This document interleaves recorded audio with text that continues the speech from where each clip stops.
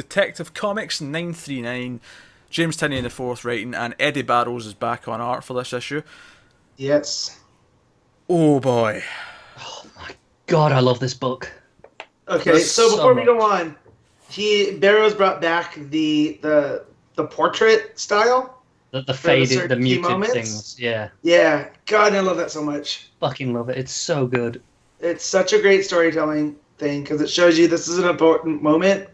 So if you're kind of just as I was reading it while eating lunch, and your mind kind of drifts, you're kind of like, oh wait, I got to pay attention to what. It's like Tim's you can saying literally, here. you can just flick through the book and you can just immediately at a glance know where the key moments are. Yeah. It's just, they're so good. Yep. Yes. So we start with the flashback to Bruce's parents' funeral, and we see young Kate come over and console young Bruce, which is mirrored very nicely later on in the issue when Batman realizes what Tim's plan is. You know, and she says that same line again. You don't have to say anything. Well, she says just go the second time, but you know that first part of it is the exact same, and it's a really nice mirroring of the whole thing. But so after the last issue, they go back to their base and they try to figure out what's going on. And Batman calls the president, and Tim speaks to Steph. I love that when he's like, Alfred, get the black line ready, and you're like, what's the black line? And then he goes, Mr. President. I'm just like. Only in comics, and this is what I love. And some people could chalk that up to because Batman, but like he doesn't use it all the time. It's not like he's calling and chatting him up. I like to think each of the Justice League has their own direct line to the president. Yeah. It'd be so good. Yeah. Have we lost Pete? No. I don't know. I'm just gonna keep talking. My stupid cat keeps walking in and out, so I'm having to roll over. Oh, I thought we were already here. All right. And also, Tim. Here's the one part that drove me a little nuts. Tim's whole design for the windows, and that there's replacement windows. And I was like, all right, I'll just accept it because it's a comic. Hey, given their line of work, that's a very smart move. It is, but just the way that he explained it, I was just like, you know. It's the way he says it heals itself that's weird. If it just says it automatically fixes, like they just replace because they've got spares ready to go. I was like, Tim, stop being precious about this. But you say that, but he says it with such a grin on his face that you can't help but go, yeah, you go. Yeah. It's like, yeah, do it. Well, clearly the best Robin. But plot points, plot points here is that Tim is hanging up his cape because he's going to go off to university come the end of this, come the fall when the university year starts, I guess. If he makes it that far. If he makes it that far, yeah, true. But yeah, has a nice moment with Steph. But then the real plot of the issue comes in, and the drones that we knew about at the end of the last issue from the colony that are going to target people who they believe are suspects from the League of Shadows. Who Batman is like, no, that's a myth. He's picked targets. When Batman's calling you crazy, you crazy. And so the team all go out to try and all the targets, because they have, they're into computers and they know where they're targeting, so they go out to all the target zones. Clayface as Batman, and I love that they do the whole Dark Knight Returns thing where he's like going past the lightning and he's in the window. He's like, "I'm Batman, get out of here, danger is coming." It goes, "Hey, Batman here." That's it. I love it though in the Dark Knight Returns shot because you just assume it's just a homage and that is Batman. And then it's the next panel. And it's like, okay, this is fantastic. Yeah, and he turns into Clayface. He's like, "Oh, whatever works, works." They got out of the room. Well, to be fair, he also screams, "Get out of the room, you something," or you're going to get clay in your face or something like that. It's run, you'll get a full dose of Clayface. There you go, that's the line.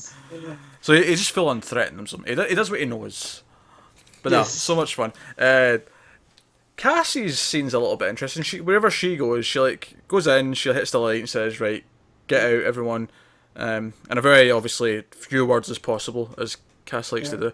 But the interesting part here is that one of the guys who walks past her, the panel sort of lingers on him. Lingers is a weird word to use. I'm thinking in terms of camera shots, but it focuses on him, and you see that his eyes are, at least to me, they look like they're completely black. They are.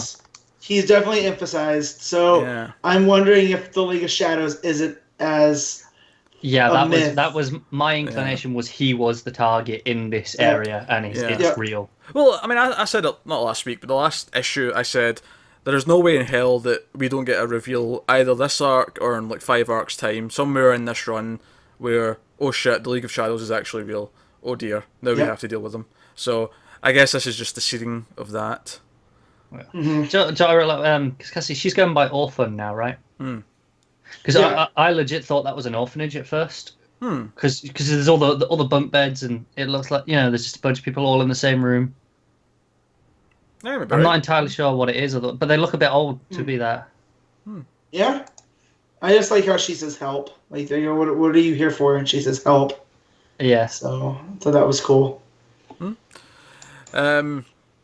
So of course Tim goes all hacky on the drones, and he can't stop them, but he can change their targets. So the book ends with Tim making himself the target for every single one of these drones. And he's got a bit of narration that says, look, this is just a math problem, this is not a fighting thing. This is just me calculating like the strategy here. So we won't know until next issue to see how he fares. But that is the big moment it goes in on. I'm a little worried because there was a rumour maybe a month or so ago that Tim was having it done in.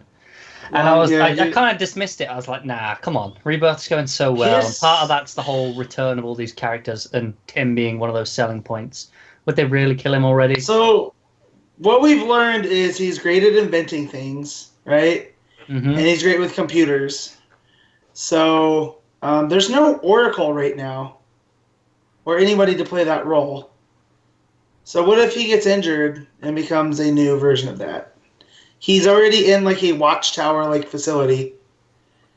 Just as long as they don't kill my boy Tim, I'm down. I don't think good enough. Although it does feel like in a movie where the cop's like, "Yep, this is my last shift, and then I'm retired. 20 years in." Yeah, just 2 days till retirement. Yeah, and then that's he's exactly what this is. And then he's like, "Yeah, I'm going off to college in Ivy Town, and I'm taking that scholarship. Oh wait, I got to program the drones to attack me. Okay, cool." Do you know what I love as well? It's Batman's concern for him. Yep. Like, because he doesn't realize at first, and then Steph tells him, and he just immediately. What? Yeah. Sorry, I thought it was in my brain. I thought it was Steph that had told him, but that's over the call later, where she's like, "Yeah, enough of your call signs. This is very important." Yeah. And then he immediately just runs off or glides off, I suppose. Yeah, no, it's probably it's the emotional high point of the issue is when Batwoman does say, like I said earlier, she makes that call back to the flashback and she says, "Don't say anything, just go," and Batman just goes. Like this is that moment where if this was a trade, you'd be like, "Yeah, maybe I'll put it down for bed after this issue," and then you get to this and you're like, "Fuck, keep going." Yeah. Yep. This is that point. Just one more. Yeah. But also, I love that they basically turned. What's Colonel? Is it Colonel Kane? Mm-hmm. What's Kate's dad's name? Yeah. Basically, he is now Bruce's General Lane, right? Yeah. Where he's related. He's in the military, and no matter what he tries, absolute cock. Yeah.